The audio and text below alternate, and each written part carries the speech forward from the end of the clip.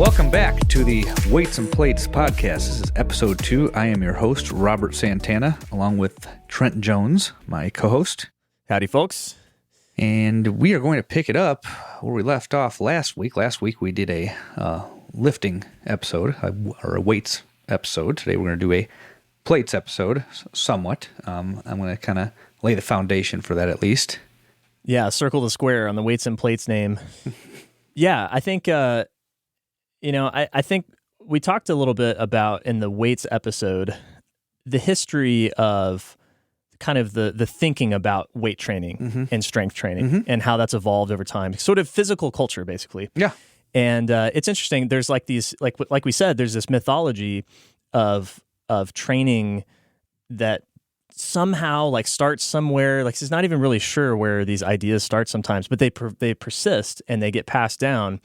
And, we go through these cycles of thinking one way is better than another way, high reps, low reps, high weight, low weight, whatever, pyramids, sets across, all this kind of stuff.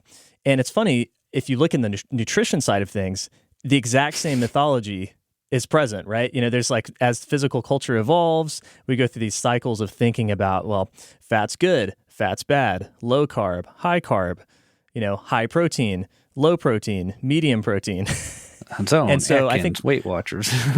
Yeah, right. It's an endless thing, and it's it'll keep going ad nauseum. But I think so. Just like the last episode, we wanted to kind of spell out kind of some of the thinking about nutrition that's out there in the world and where it comes from, and then start to think about like how do you kind of take in all of this information about nutrition that's out there, and then boil it down into something simple that you can actually act on day to day and build an eating plan around that. Mm-hmm. Yeah, no.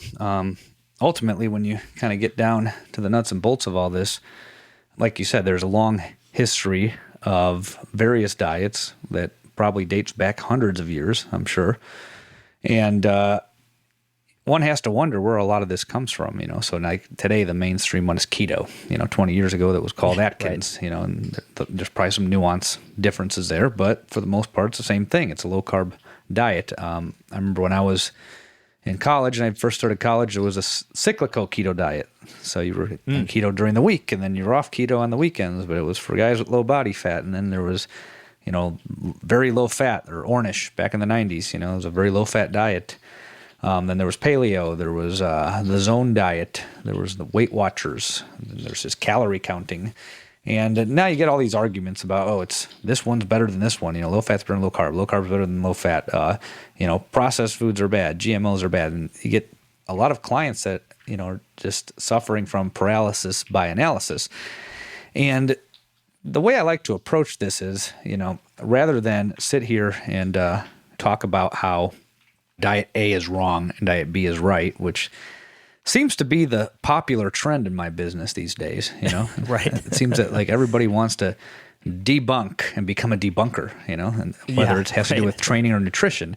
I guess it's like a, mainstream. To be fair, there's a whole industry of books out there, the Gary Taubes, and then the guy who's the Sisson guy for the paleo, and there's always like a debunker that's popular, and they sell a lot of books. Oh yeah, there's a whole lot of money in it. I mean, everybody's debunking something, mainstream media, it's the same thing, you got, people that are constantly saying, oh, this is this way and this is that way, I don't really want to get into that whole can of worms, but right. We live in a society of people that want to debunk other people. I think it's fair to say in 2021 that is definitely a trend that has emerged, and it's not new. I started seeing it a lot when Instagram was a newer platform. I used to hop on there to follow, other lifters and see what people were doing. When I first got involved with Starting Strength, I met a lot of the coaches through Instagram as well as the Starting Strength website. And when I got on there and, started looking at other lifters outside the circle, especially as I started competing, because I wanted to get some experience with competition, I started seeing all these various opinions about, training. And the diet ones I'd already been more familiar with because I went to school for it. I've been reading bodybuilding magazines about it for many, many years. I was not as familiar with training methodologies outside of your commercial gym pseudo bodybuilding program. and what stuff I talked about in episode 1, Arnold and the classic types of programs. But with with diet, I was more familiar. So, anyways, not to go on a tangent, I've just kind of noticed over the last 7 years that I've been on those platforms, and there was so much debunking of this diet versus this diet, this training versus that training, and to a certain extent, that's what starting strength is. But he has a very defined system with a thorough analysis, which makes it unique. Well, exactly. I think the key with starting strength is that it's built from first principles. He just doesn't say, hey, I've observed X, Y, and Z, and it seems to be true that you can squat more weight using a low bar position. He then that would be one claim, right? And but he doesn't stop there. Rip goes on and actually builds up from the ground up. Okay, so let's figure out why that might be, and confirm our sense data with first principles. He wrote an interesting article. I don't know when this came out, a year or two ago. I think it was called "The Phenomenology of Barbell Training." You can go find it on the Starting Strength website, startingstrength.com. But essentially, what Rip was referring to is the idea of using your sense data, right? The things that you actually observe in the real world based on your experience. Some people call this anecdotal data, but it's still data, right? And that's the key. And so there's the phenomenology is sort of observing the things that happen and then using that to guide, using your experience to guide your actions, like how you're going to formulate a training plan, how you're going to formulate a nutrition plan. And I think that's the one thing that's missing. And what you're talking about is like, there's so much information out there. There's so many facts that you can find now because of the wonders of the internet. But there's you can have all of that stuff, but if you don't have the context, if you don't understand how all of those things fit together into the bigger picture, then it doesn't matter. Like you find these people, like you said, that they run into analysis paralysis. They're spinning their wheels because they don't know how to actually put all of these facts that they've accumulated into a practical plan that they can do day to day. Right. So that's the conclusion that I came to after reading all these opinions, reading about all these diets. Then I got into research and started reading into all the scientific research, and there's a lot of debunking there. This group of scientists argues with that group of scientists. There's these guys that think, being fat but otherwise healthy is not bad. These guys think that no, obesity is bad at all costs. So I just started seeing this pattern, and then what I got from all of it was, well, they're all right and they're all wrong in different ways. So there's context. Context is a big part of this. So a lot of these diets aren't necessarily wrong. They might be wrong for most people, though. Or they might be wrong for you, whoever the listener is, right? And you can sit there and say, yeah, on a keto diet you'll lose weight. But on a keto diet you're likely to get off the keto diet.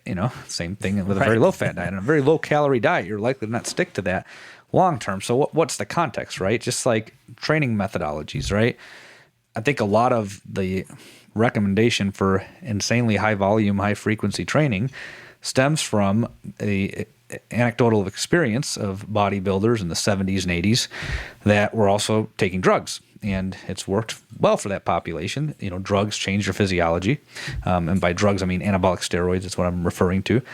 But, I think I said it last week. The context of that is that you have, person who has good genetics for the sport, most likely, and is willing to take a lot of drugs and can tolerate a lot of drugs. But most people that hire me, myself included, are not taking drugs. So that programming is going to wreck the shit out of you, and you're likely not going to see results. So the same thing with diet, right? So if you go on a very low-carb diet and try to train heavy, you're going to bonk. I've seen this happen a lot. Sure, there's going to be that outlier that's going to leave a comment and say, oh, I did it.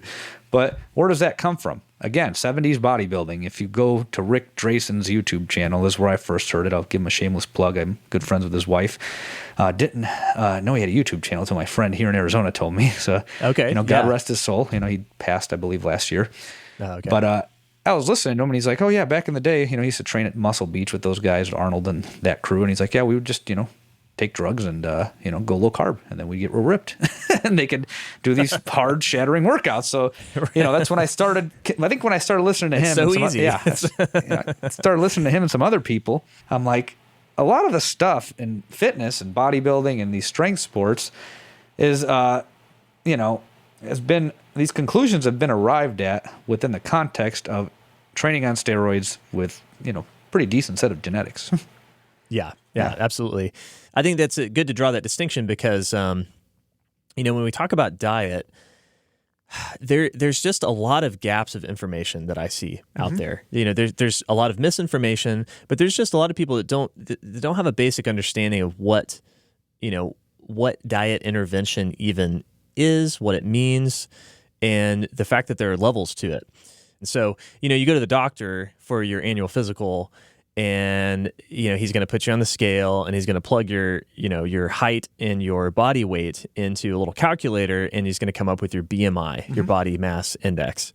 And if you're like me, I'm 5'8", shade under 200 pounds. My BMI is like 30. So according to the chart, when you look at the stats, they look at me and they're like, "Oh, well, you sir are obese." And right, yeah, it's a point of pride. But the reality is, I'm walking around and I'm 5'8", 198 pounds, and I'm 16, 17% body fat, 18% body fat, something like that. I'm sub 20, and I'm a young, healthy male. I train, I condition myself.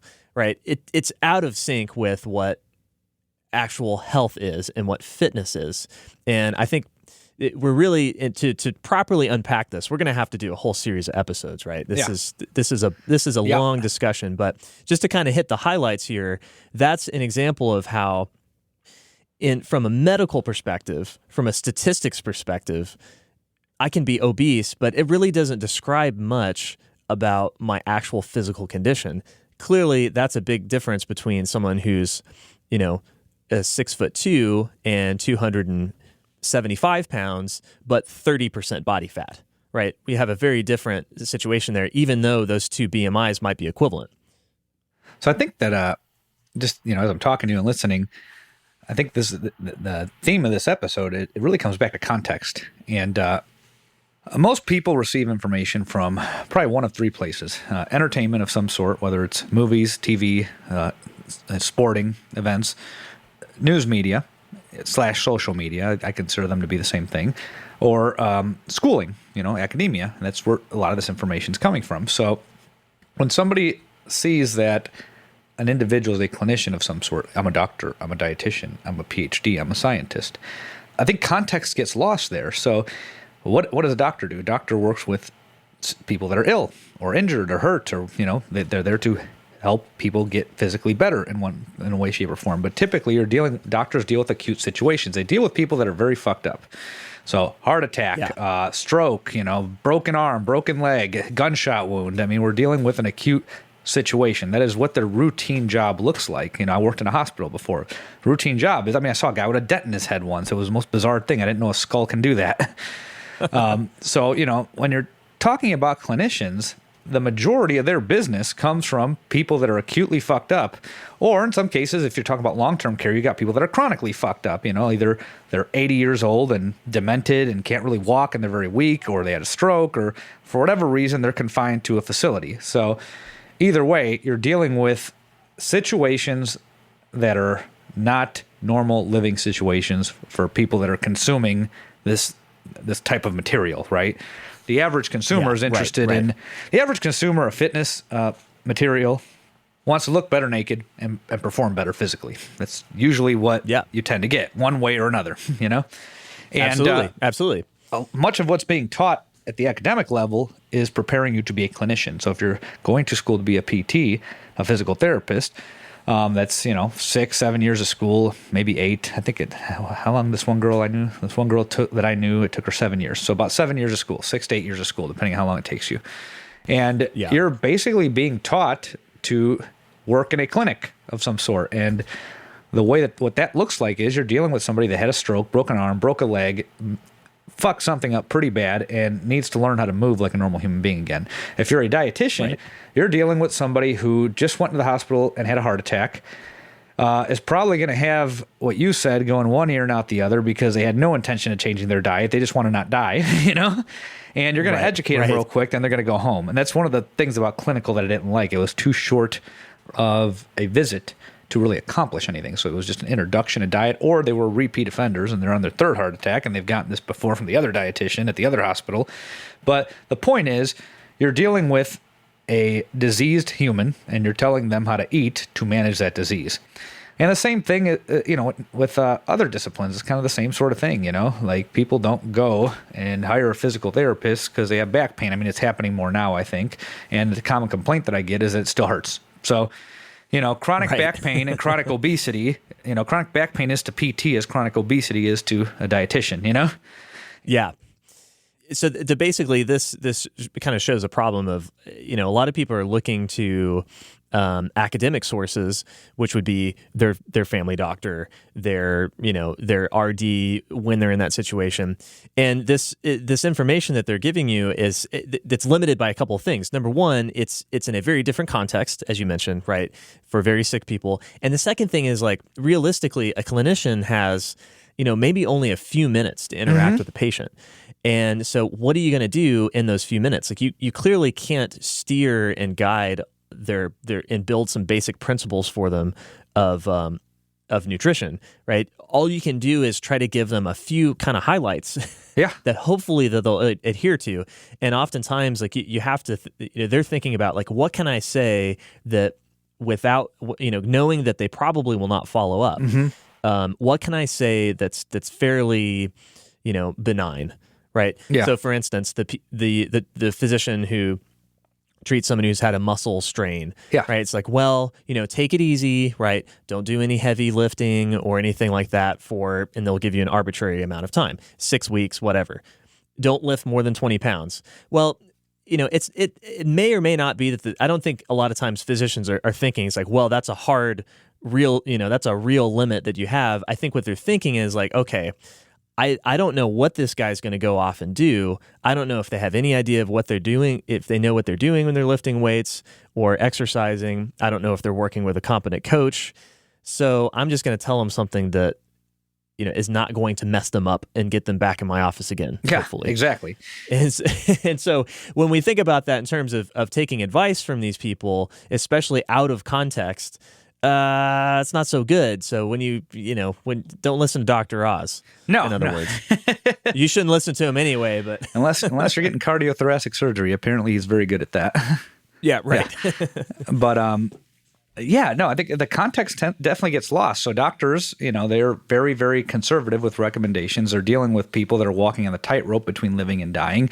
And we live in a litigious society, so people like to sue them. I just actually got off the phone with a friend who told me that she was in a meeting at a dialysis center because she still works in that industry, a friend of mine that I used to work with in LA.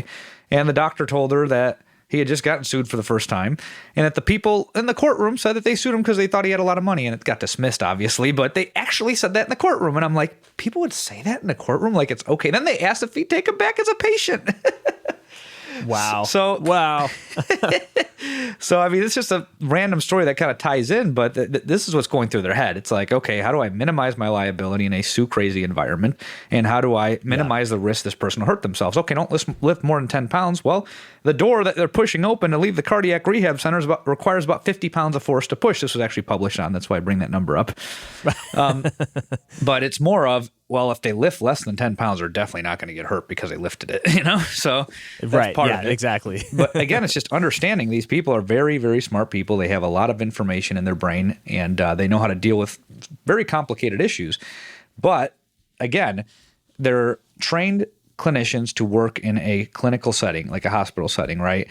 And anything outside of there is not what's going to be focused on in your curriculum. It requires specialization. So you have to dedicate time to learning that. Like for me, I'm a dietitian, but most of what I learned that I teach my clients, I pretty much learned on my own and didn't really fit the context of what I was learning. So we tend to recommend lower protein needs in when we're dealing with sick patients, Sure. And when I was educated on dietary recommendations, I thought the protein was kind of low. It's like 0.8 grams per kilogram. But again, context matters here because you're dealing with a person who's probably fairly active or lightly active at best, or somebody who's sick and not really moving, but has other metabolic effects that require a little bit more than 0.8.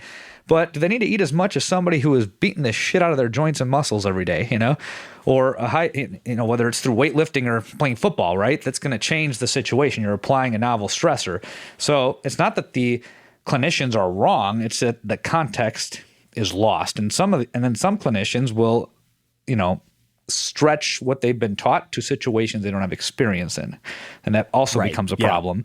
So you have, non-clinicians making stuff up, then you have clinicians becoming overconfident. So you have a real big problem there, with their knowledge. So, you'll have doctors say, don't squat. Squat's bad for your knees.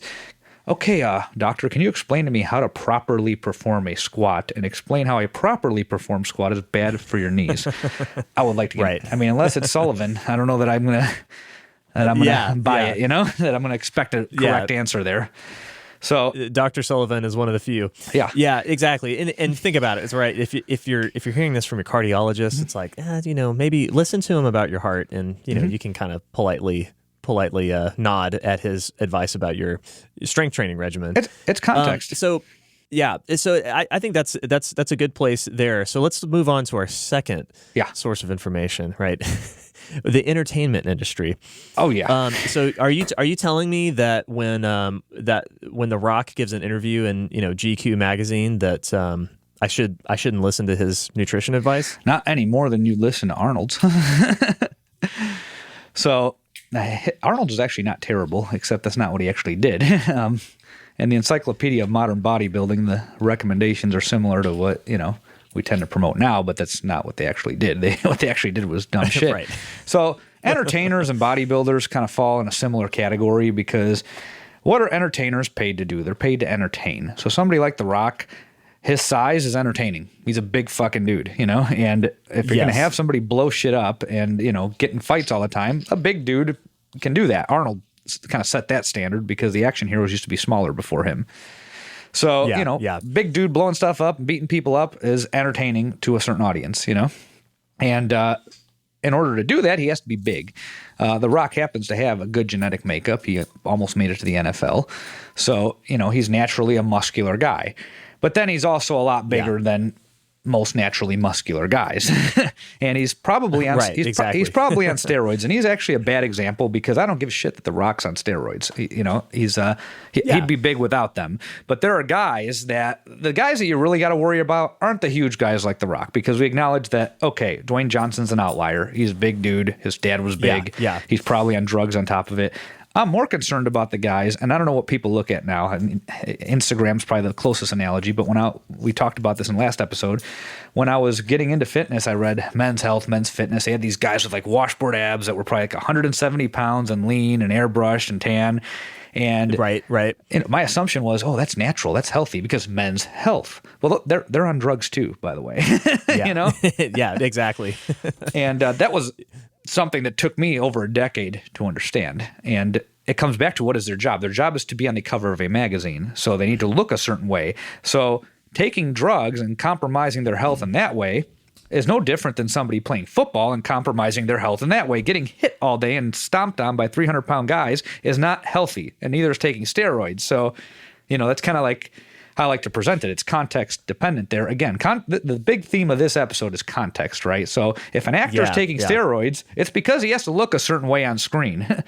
That's right. Yeah. There's no moral dilemma with taking steroids to have visible abs and look ridiculous on screen, because you're there to entertain. And if the steroid body is entertaining to the viewer, then guess what? $3 million and you take steroids for a couple months, why wouldn't they? Yeah, exactly. And, you think about, too, these guys, their schedules are crazy. So when Christian Bale, it's like a pseudo method actor, when he's got to go from, 145 pound, some weird psychopath role or something like that, when he's got to be 220 for the next role, and it's 5 months until shooting, right? Like, he's got to do extreme things just to fit his schedule. And clearly the paycheck for him in the status is worth it. But it's not listening to that guy do an interview and tell you how he's eating chicken breast and broccoli is not particularly helpful, right? Because again, the context of that is completely different. He's living a completely different lifestyle with completely different goals. Health is not one of them. And, he's really also, I think the other piece of context there that's true of entertainers is he needs to look good for that moment on screen when he takes his shirt off. Just like bodybuilders. Just like bodybuilders, right? They've got to look good on the stage. When they're doing the photo shoot, they've got to look good. That doesn't, we kind of tend to, if you're not aware of that world, we kind of tend to think that's what they look like all the time. But it's not true. That's not necessarily what they look like every day, just walking around in a t-shirt. No. And the camera also makes them look more muscular than they are as well. People don't understand that. So Arnold, when he got into Hollywood, he was 260, I think, on stage. I think that's what he competed at. And they wanted him to weigh 210. So believe it or not, when you're watching like Conan and Hercules New York, when he looks massive to us already, he was only 210 there, which is, I mean, it's still a big dude. He's 6'2", and he's 210 at like 9% body fat. That's still a big dude. Right. You know, it's not a small dude by any means, but the camera made him look 250 because they were concerned that if he was 260, he would look too big. So the same goes. So I remember when Rip telling me that Thor was a casting error because he's 175. I'm like, Hemsworth looks huge in that movie. And then I learned from some of my actor friends that because I lived in LA, so I know a few people in the business. They're like, oh no, it'll make you 20 pounds heavier what they do with that camera. And I remember when I got down to 165, they were telling me that I would look 185 on camera or 190, and I'm like, that's crazy. I can't believe that. I mean, I don't work in that business, but I've heard this from somebody as famous as Arnold in his book, and then a friend of mine that works in the industry. So that's kind of a thing that is also not considered. They're not that big in real life or that ripped either. There's lighting, there's. Yeah, exactly. There's a lot of ways, and I think we kind of talked about this with Brad Pitt, right? Mm-hmm. When he shot that now famous scene in Fight Club, it's like that guy probably, I don't know, but I'm going to take a wild guess here. That guy probably was super dehydrated. Was on caffeine and cigarettes, and he hadn't touched a carb in like 4 days. And so for that moment, he was able to shoot that scene, and the guy probably went on an IV drip afterwards, right? Just to rehydrate. Very common with bodybuilders too. I mean, you can go on YouTube and look at bodybuilding shows, and there's guys passing out on stage. There's guys having tremendous like muscle cramps mid-show. It's wild. So, I think it's worth pointing all this out because a lot of people, if you're not aware of it, the man behind the curtain in the entertainment industry, I'm not even aware of everything, but I'm aware enough. I know enough and enough people in parts of the entertainment industry to realize that it's all an illusion. And if it's an illusion, then we can't extend what these people look like and what they do, even if they're telling the truth, right? And they don't have an incentive to tell us the truth.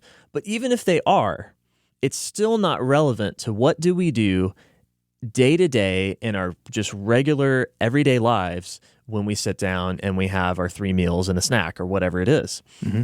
We need a different source of information in a different context to understand what we need to put on the table tomorrow and over the weekend. Exactly. And the average diet coaching or training client has a full-time job, doesn't have a lot of time, is going to probably train 2 to 4 days a week in most cases. And they're probably not going to want to take drugs either, which is not something that I advocate for as well, unless you right. If you need hormone replacement, then get on it. For full disclosure, I've never experimented with drugs.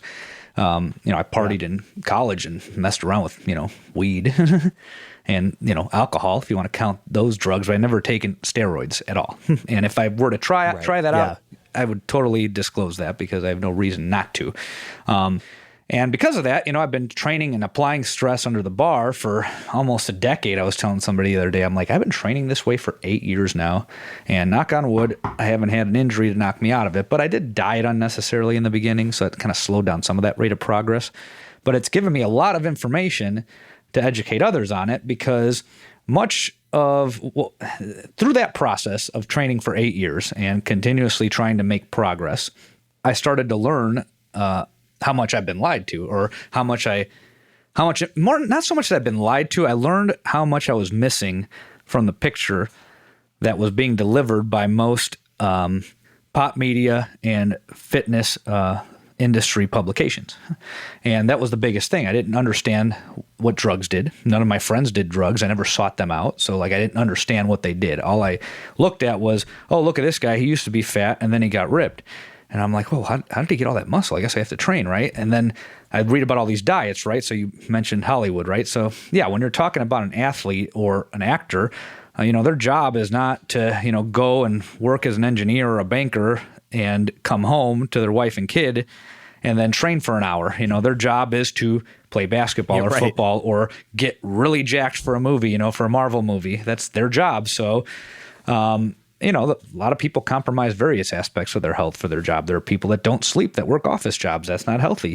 There are football players who get banged up all day and boxers that get hit in the face. That's not healthy. And in the context of bodybuilding and pretty much any sport, steroids are also not healthy. But you got to understand that just because these guys are heavily active doesn't mean that they're not compromising their health in more than one way beyond just taking steroids. So for the rest of the world, though, we just want to look decent, look like we train, and we want to look like we train and feel better and be able to function out in the world. Like, I don't want to train, a 45-year-old man, father of 2 small children, to do a powerlifting meet every 3 months because I don't want him throwing his back out every time he plays with his damn kid or getting, a Charlie horse in his hamstring just from, bending over to pick something up. And I've certainly experienced some of that myself. So I've had to dial my training. When you get really advanced, I was telling you last night between our call, I only need like one heavy set a week or one heavy set every 3 weeks, so I'll squat once, I'll deadlift once. I don't do very much, but part of that too is if I did more, there's ways that I can probably do more and get away with it. Something's going to suffer in the gym. One lift will affect another one. And then it's really hard to do things, outside of the gym. And that's something that I noticed with getting stronger and stronger and stronger. There comes a point where you have to prioritize where you want to put your resources. So I kind of digress. I kind of like went on a tangent there. But diet wise, the way that a normal person that is not on drugs and, typically works a full-time job and is on a quote unquote normal middle of the bell curve type of schedule has to eat is different than, a full-time actor or bodybuilder or professional athlete on steroids. That things change. So let's start with protein, right? So the old fitness publications would say you need 300 to 400 grams of protein a day or some crazy amount, right?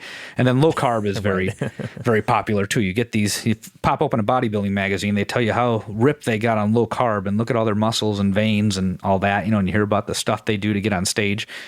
But, that's in the context of taking drugs. When a normal person does low carb, physical activity gets very hard, and vigorous physical activity becomes next to impossible. This is why I tend to be against low carb diets for highly active people. And that's not just lifters. I'm talking about any type of athlete that does something that's harder than, something that you can do and have a conversation while doing.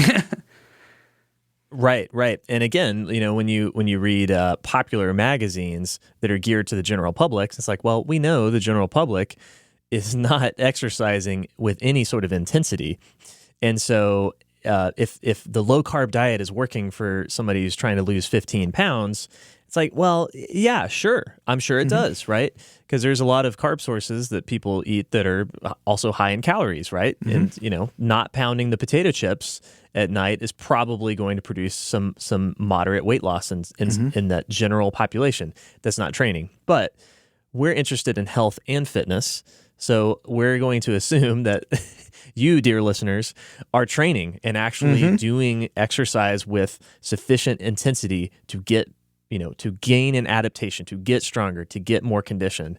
And so the context, again, is different. So we can't really look at general, popular news articles either and popular magazine sources, even outside of the fitness industry, right?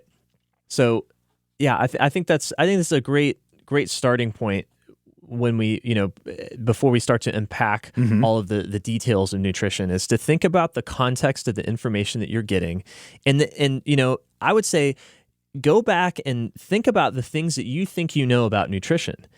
And unpack that. Think about where did I hear that? Where would that make sense, Yeah, or would it even make sense? Is this just sort of like one of these myths we talked a lot about in the previous episode, these sort of workout myths? You got to do a bunch of reps to get cut. Where did that come from? It's just sort of this thing that's floating around in the collective unconscious, right? That's a good way to put it. So I would say, let's put all these things on that you think you know about nutrition, put them on trial and see if they hold up. And then see if you can identify where did that information come from, and ask yourself, what's the context where that source of information is coming from. What's the context, and does that really make sense for me? Which is, we're gonna call you an athlete, even if you're just training to look good and feel good, and you're not competing in a sport. Compared to the general population, if you're listening to this podcast, are training in a capacity, and so your needs are going to be above average and different from the general population. So ask yourself that context question as we start to unpack this stuff. And you're also not going to be at the level of an athlete either. So that's another thing we run into, right? You're going to require an more. Elite athlete, for sure. Yeah. An athlete is training for probably, 6 to 8 hours a day. They have double workouts. They're several hours long. They're moving nonstop throughout the day. That's different. That's not the person who goes to the gym and trains for 1 to 3 hours, And usually it's more like 1 to 2. I'd say 3 hours are outliers within the gym population. Gym goers are typically in there for 45 minutes to 2 hours, depending on what they're doing. And that's not an athlete, but that's you still require more than the sedentary couch potato eating Cheetos, That's right. Yeah. It's funny. It's like you're compared to the current state of the general population, that is pretty intense to do that, to train 3 to 4 days a week for an hour. But yeah, compared to an actual competitive athlete, that's not even close. No. So, yeah, that's good. That's another nuance we need to add there. Yeah, I think that the more we talk, the probably the overarching goal of this podcast is to add context to a lot of these things, because some of it is, with few exceptions, I can't say that any of it's 100% bullshit. I think that it applies somewhere in the universe, but I think context gets lost. When clinicians are talking, they're typically living in their bubble of working with sick people and people that are fucked up, And when entertainers are talking, they're working in their bubble of getting a certain way to entertain and ignoring some of those variables that are involved in that. When I talk, I'm thinking of the guy who has to do a bunch of other shit, and lifting is a small part of their life. So that's really who we're trying to reach here.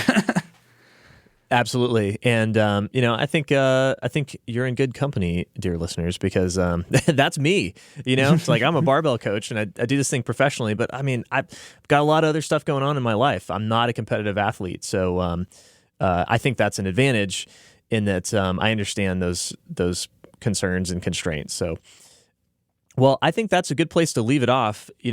Like I said, there's a whole lot of stuff we got to unpack here with this nutrition episode. Yeah. So this is just a quick hit, an introduction to more to come.